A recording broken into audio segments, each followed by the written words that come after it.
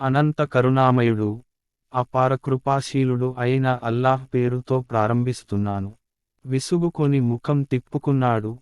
ఆ అంధుడు తన వద్దకు వచ్చాడని నీకేమి తెలుసు? బహుశా అతను దారికి రావచ్చు లేదా హితోపదేశం గురించి ఆలోచించవచ్చు. హితోపదేశం అతనికి లాభదాయకం కూడా కావచ్చు. లక్ష్యపెట్టని వాడి పట్లనైతే నీవు శ్రద్ధ చూపుతావు. వాస్తవానికి ఒకవేళ అతడు దారికి రాకపోతే దానికి నీపై బాధ్యత లేదు కదా.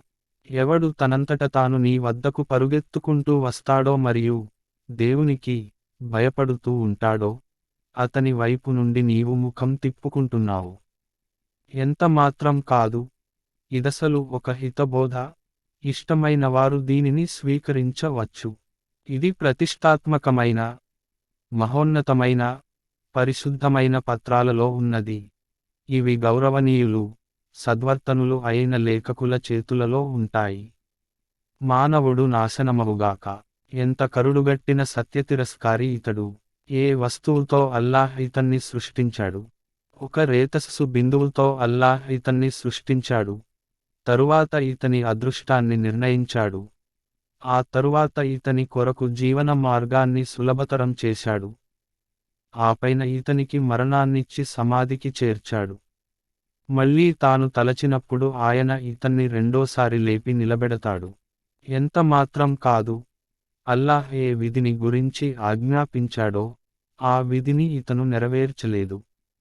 తరువాత మానవుడు తాను తీసుకునే ఆహారం గురించి కొంచెం ఆలోచించాలి. మేము పుష్కలంగా నీటిని కురిపించాము. తరువాత నేలను అద్భుతమైన రీతిలో చీల్చాము.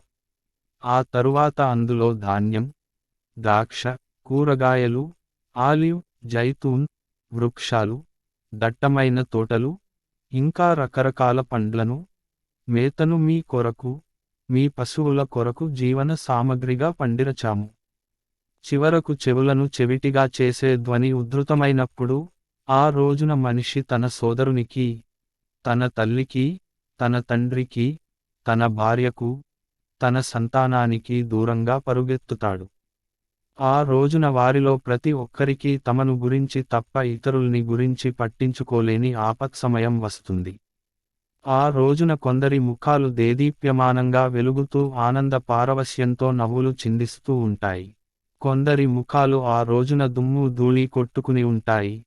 వాటిపై నల్లని మసి ఆవరించి మాడిపోయి ఉంటాయి.